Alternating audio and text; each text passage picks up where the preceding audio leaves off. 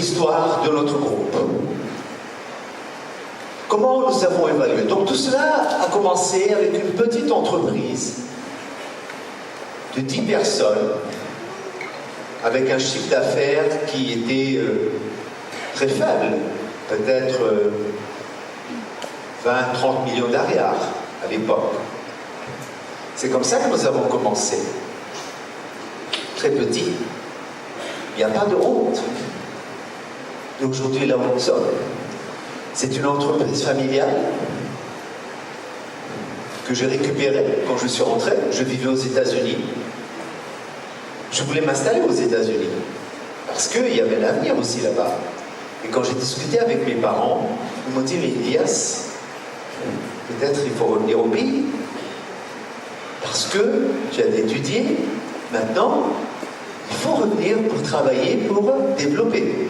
Et en réfléchissant, je me suis dit, ils ont raison. Je suis rentré et je ne le regrette pas. Pas du tout. Et pas du tout. Alors, aujourd'hui, qu'est-ce que c'est devenu? Cette petite entreprise, c'est devenu un conglomérat dynamique et mondial. Vous dites, c'est vrai, Elias, Damson est à vendre. Alors je dis, tu es sûr? Il me dit, oui. Il me dit, pourquoi? J'ai dit, on l'achète. Il me dit, mais ça va pas ou quoi chez toi? Mais attends, on n'achète pas comme ça l'entreprise. J'ai dit, on l'achète. On l'achète comme ça. Alors, je vous explique un peu. C'est pour ça l'audace, oser, c'est ça la vie. Il ne faut pas avoir peur, mes amis. Vous les jeunes, n'ayez pas peur. Soyez courageux. Vous allez réussir.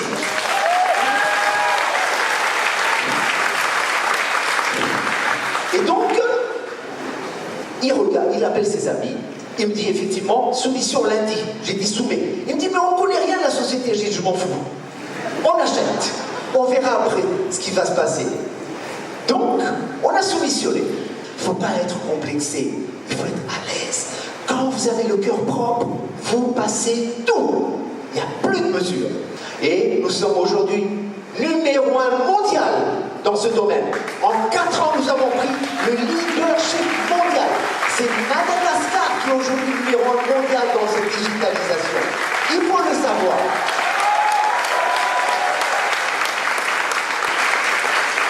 Alors c'est là où je m'adresse aux jeunes, à vous.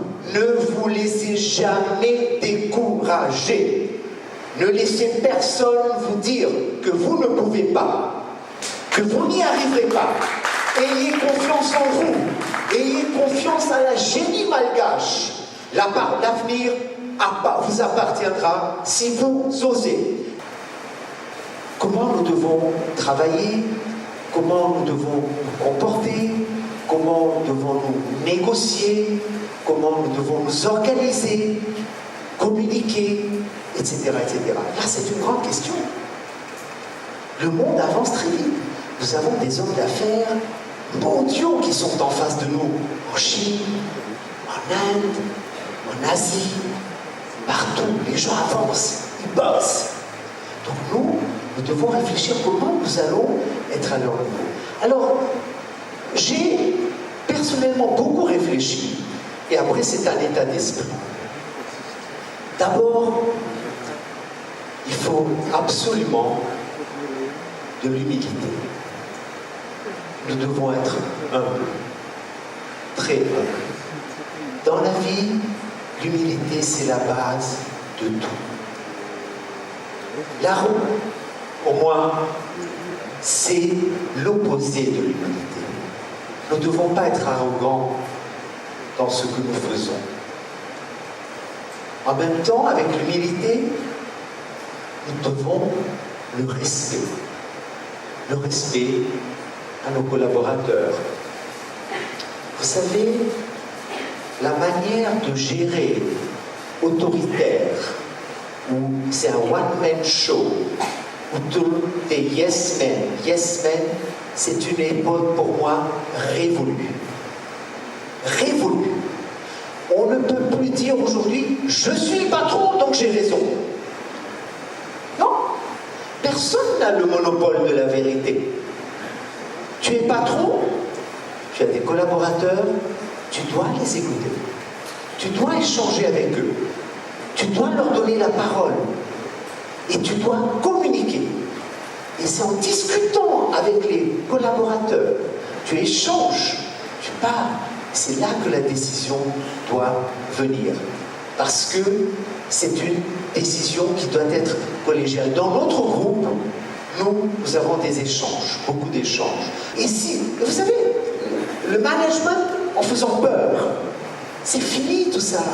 Qu'est-ce que c'est que cette histoire-là? Un patron qui fait peur à ses collaborateurs. C'est pas comme ça qu'on gère.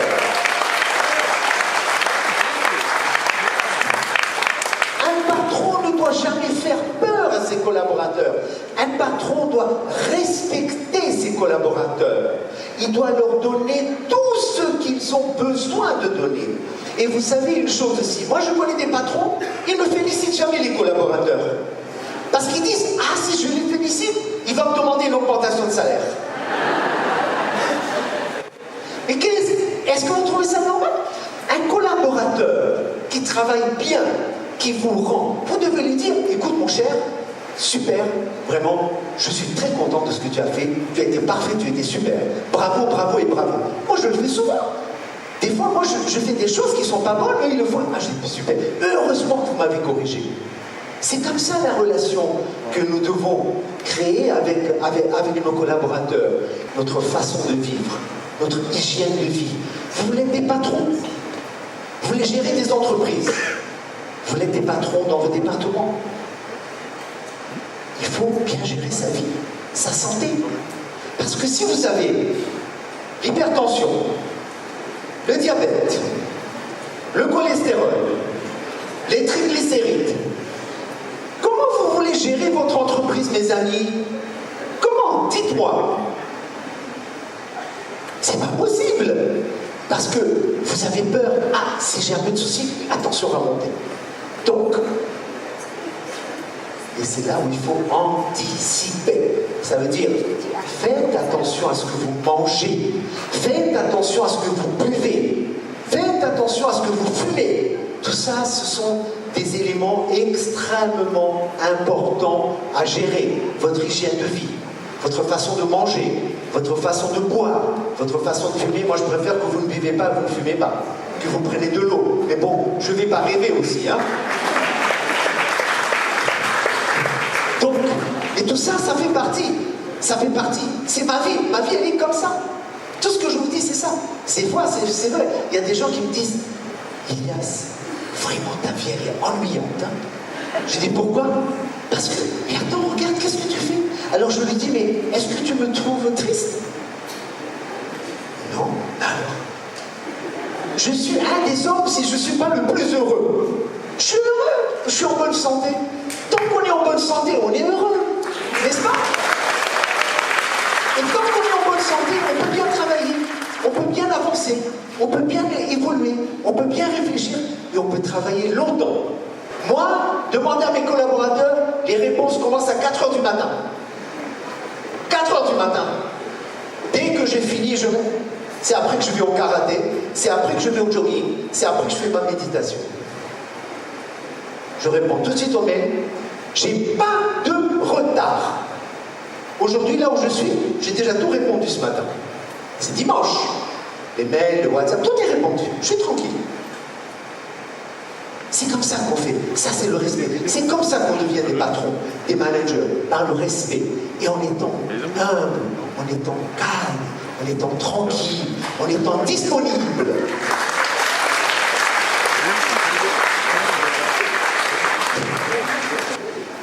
J'ai écouté le président Macron, que je répète beaucoup, parce que je trouve que c'est un homme très intelligent. Quoi qu'on dise sur lui, c'est un homme très intelligent. Il a fait des grandes études, il a été président à 39 ans, il a fait l'ENA, il a fait Sciences politiques, il a été chez les Rothschild. Il a dit, travaillez plus. Travaillez plus, s'il vous plaît. S'il vous plaît, je vous demande, travaillez. Travaillez.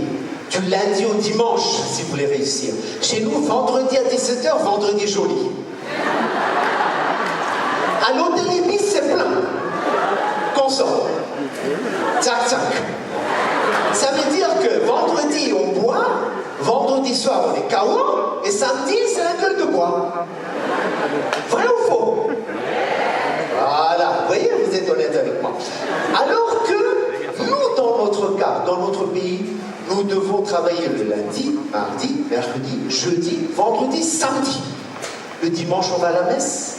Et le dimanche après-midi, on quoi? Moi, je travaille cet après-midi. J'ai déjà dit à mon assistante, j'ai dit, on se voit à 16h, on va faire le planning de toute la semaine.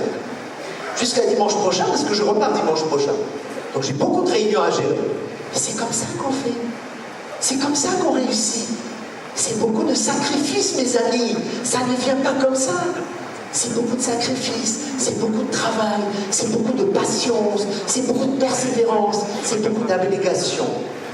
Et je vous demande, je vous en conjure, notre pays a besoin de vous. Madagascar doit se développer. Si vous ne faites pas ces efforts, je ne sais pas comment nous allons nous développer et comment nous allons sortir de cette situation. Cette situation, elle est entre nos mains. Notre pays est entre nos mains. Notre destin est entre nos mains. Entre vos mains. Je fais aujourd'hui un transfert de connaissances parce que je pense que c'est important de vous transférer ce que je peux vous transférer avec toute humilité. Parce que quand nous faisons, et ça je l'ai appris auprès des Japonais, des sensei japonais, le transfert des katas, le transfert technique, parce que demain, on n'est pas là, au moins la génération future, elle va continuer. Aujourd'hui, nous préparons déjà nos enfants à remplacer. Nous préparons deux choses dans le groupe, la gouvernance, c'est-à-dire la droiture, les règles, respect des règles, etc., etc., et la succession. Préparer les jeunes pour prendre la relève, comme toi.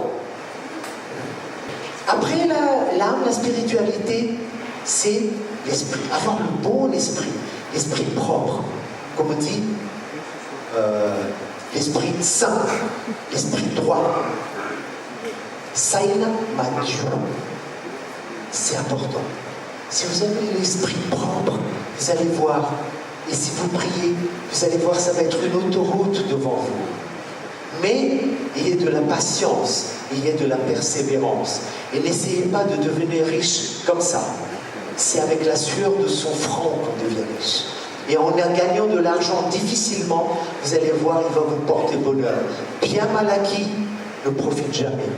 Mais quand vous l'avez gagné avec la sueur de votre front, par le travail, par l'effort, par la patience, vous allez voir, vous allez transférer ça à vos enfants. Et vos enfants aussi vont bénéficier, vont avoir cette énergie positive. Vous savez, quand on gagne de l'argent mal acquis, on donne cela, on donne à manger à nos enfants. Ça veut dire qu'on des choses négatives à nos enfants.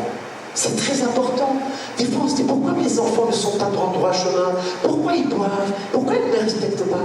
Mais regarde comment tu les as éduqués. Regarde comment tu les as nourris. Regarde comment tu leur as appris la vie. Donc, c'est très important, ces choses-là.